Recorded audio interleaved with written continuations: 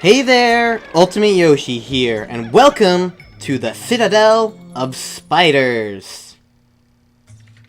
This is a dungeon of spiders. So, yeah, in the last episode we exited the shower room. In this episode we have the Citadel of Spiders with a bunch of skitter leaves in them. And shearwigs, yay! Everyone's favorite enemies, who no one likes. What an oxymoron! I don't even know what I'm saying. I'm just in a very Pikmin mood, so I'm recording Pikmin, because what else would you do when you're in a Pikmin mood but play Pikmin? Well, there's a treasure. Oh, it's gauging over that way. Gauging through the wall for that tomato. I don't remember what the tomato is called. It's not called a tomato, though. And anyone who pronounces it that way is weird. I don't care what you say. I've never heard anyone even ever pronounce it tomato. So don't prove me otherwise. Unless, of course, you know, you want to. In which case, I can't stop you. So, yeah, so far we don't have any spiders, just leaves. And things that shearwigs, I don't think, really qualify as spiders. They're shearwigs. They shear and they wig. They don't do anything else.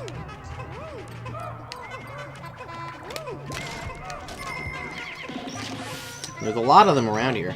But really, there's not much else. This is a very simplistic floor. Just got these guys and a tomato. So let's take this tomato back. Anything trying to fall from the sky? No, this place is nicer than the shower room. Although, this is only the first floor. First floor of the shower room was still not that bad. If I recall correctly. I mean, that was recorded like 5 days ago for me.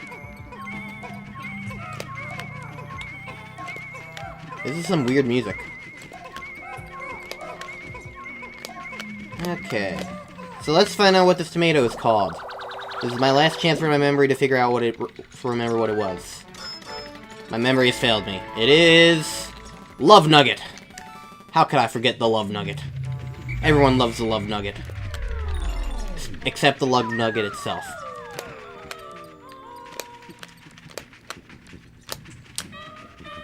Egg! Nectar! Yay. Alright. That's that for that floor. That blah blah blah blah. That was easy! That only took like 3 minutes. Oh, and also, I just kind of accidentally proved there. You can skip the cutscene, but I always like watching them. I don't know, it's neat. Although, I've actually started editing these Pikmin episodes now, since between the last episode and this episode. And I've noticed, for whatever reason, a lot of the cutscenes that I've recorded so far have glitched out the video and Vegas keeps crashing on me at random points. Oh my god, Wollywogs! They didn't even register. Give me a purple.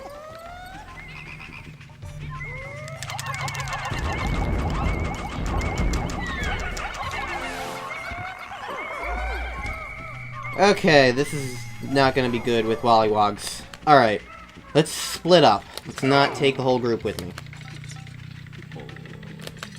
Alright, so as I was saying, cutscenes, for whatever reason, seem to have started glitching out Elgato in these recordings. I'm not sure why, but it just kind of appears to be random. So, I mean, whatever. What the frickin'? What? What just happened to that Wollywog? It glid through the floor. I'm afraid of you now. Get out of here, you stupid glitch frog.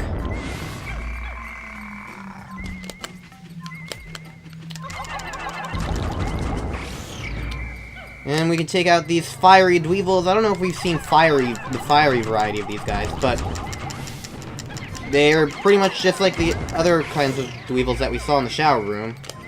So we don't encounter any more glitches like for those guys. I guess these guys can work on the... Come on. Around the thing. Looks like I was right in bringing a couple of whites with me. Anything over here? Anything gonna fall? Nope. Oh, okay! That actually legitimately scared me. Even though it was just an egg, I was like, okay, nothing's gonna fall, and I walk back and then, whoops, something's falling. Pikmin 2 is mean! Even when it tries to be nice, it's still mean. I'm just laughing now. I legitimately jumped. I was just like, whoa. God, I killed that geyser already. Okay, sure, you can take those back. I don't mind. You do whatever you feel like you have to. That looks like chapstick. No, that's lipstick. Don't remember what it's called. There's a lot of treasures like that. That looks like the rubber ugly we found, though. For some reason, we have two rubber duckies in this game. And then we get another in Pikmin 3's. Oh, this one I got a treasure in them. Another bottle cap! So many bottle caps! It's kind of a shame this isn't Fallout.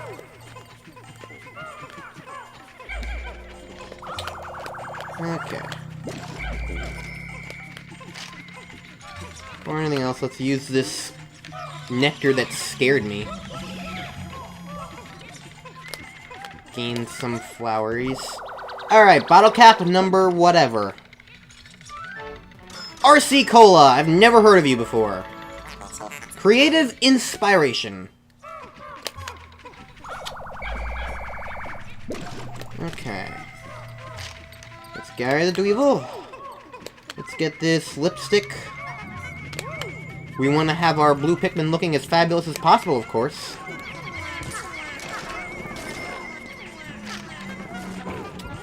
And this time we just get a rubber duck head. I don't remember what... I only remember, like, a couple of treasure names. But I'm gonna try my best to remember ones in the future. Lip service! Alright. And this should be the last thing on the floor.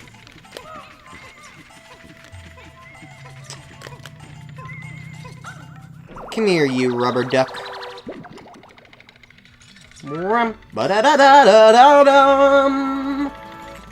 Paradoxical enigma. If you say so, ship. If you say so. And allons-y. Delving deeper with our pick mix. Pin mix. Sub-level 3, I think there's gonna be 5 levels to this place. It's not a very long one. Technically, you're supposed to go to the Citadel of Spiders before the shower room. Heck, I think the shower room's technically the third cave that you're supposed to go to in the perplexing pool. Oh, hey, new enemies. These guys can technically be taken out with any kind of Pikmin, but you really don't want to do anything else other than yellows.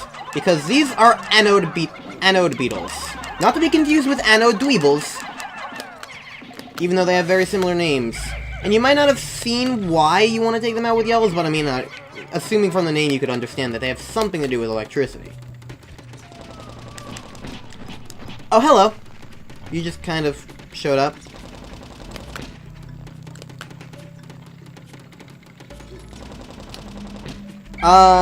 The thing about anode beetles is that on their own, they're actually not really that big of a deal. I probably shouldn't have been really worried about that one specifically. Come on, you stupid switch. Why was that so difficult? I don't know.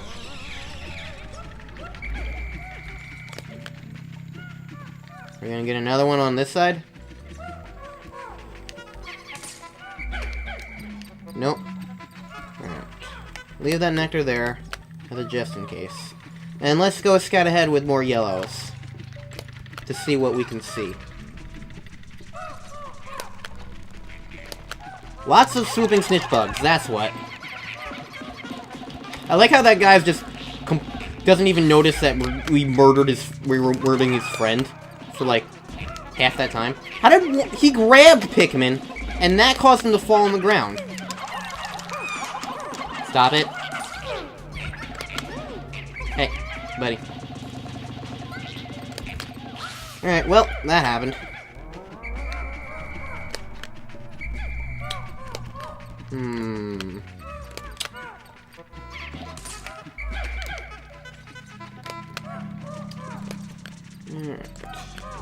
Alright, that's where I'm going to explain anode beetles more. But for now, let's just take out this one. You have to hit them on the head. They're like iridescent flint beetles, except you can actually kill them. You can't just swarm them, as I will show over here. See? They're invincible. Now, the thing about what anode beetles is difficult, they kind of mate right in front of you. Kind of weird. But, I mean, they're bugs. But they love electricity, and as I mentioned before, electricity is instant kill to any Pikmin that aren't yellow. So while, yes, you can easily take these guys out with any kind of Pikmin, but they're usually found in large groups like this. So it's like, while they're not, like, super difficult, they only, like, they line up with each other. You can obviously see, like, when they're gonna be mating, because it requires two of them, and it takes a little bit of time, and you can see the little zappiness. But, like, it's just really risky sometimes. You can it just takes one moment of carelessness, and zap, all your Pikmin are gone. You can also interrupt them like that.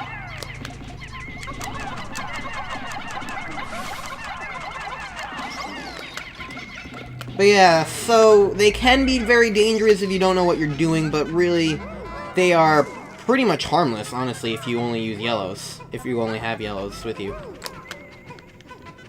They're not the biggest threat, but if they're among other things they can definitely, like, catch you off guard just by simply existing. So you really don't want to risk having to take them out with anything other than yellows, basically. I mean, it's entirely possible, and you might be forced to. It's not impossible, but you definitely want to try and avoid it, if possible. Possible. Okay! Hello! Fancy seeing you, pointless green candy pop bud. Actually, huh. Technically, you can come here before you get blue Pikmin, so what happens if you encounter a Queen Candy Pop Bud before you have blue Pikmin? Or even yellow Pikmin, for that matter? Does it just permanently red? Huh. I mean, that's what I would assume, but I mean, it's entirely possible they just didn't account for that. Although, it seems like a little too obvious of a thing to not account for. Because it is just a simple thing that you can entirely do. You can come here first thing in Perplexing Pool. You don't even have to get yellows. So the fact that that can drop, it either makes me think that Queen Candy Pop Buds simply don't exist before you get all three major types of Pikmin, or they only just exist in red variety, and they don't switch colors. It's a good thing I brought whites along. Apparently only one white, though. I'll just leave everyone there. Some luck! Water chestnuts. Some sort of thing. Patience tester. Listen to you. Go away, Red. Yeah. I love the noises that Pikmin make. Pikmin are just awesome. I love Pikmin. Wouldn't it be awesome to have, like, your own little Pikmin friends to just have with you and just do things with? Not sure how easy it would be, considering, like, well, they can't, like, I mean, obviously it's impossible, but easy is not the right word. I don't know what the right word is, but awkward, I guess? Because, I mean, they can't talk and they're just kind of weird. But still, it would be cute. I could have sworn there was some enemy corpse that I left behind somewhere. Guess not, huh. Or maybe I just picked it up, I don't know. Sounds like they finished digging it up, yep. Looks like the bottom half of an oyster.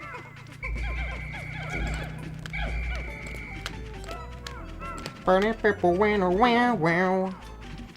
love how funky some of the sub-level music can get. It's so random and out there, but it's just unimaginable to have these caves as any other way. I definitely don't think the music in these caves is that memorable, though, unfortunately. Memorial Shell! There's a couple of cave songs that I remember, but, like, as a whole, they're just not as familiar as the overworld music, I guess, what you would call it. The main 4-level musics.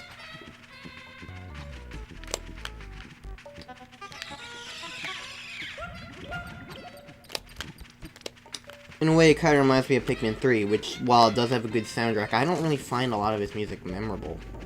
Like, the main level musics. I don't know. Something about Pikmin 3, fantastic game, but I don't know about the music. The music was good, but I just don't find it really memorable as much as compared to, say, Pikmin 1 and 2, which, with the exception of the Distant Spring from Pikmin 1, have very catchy and memorable songs. So I don't know. Well, not necessarily catchy. They're still kind of atmospheric, but they're more, I don't know. I don't know what the word it would be for it, but whatever.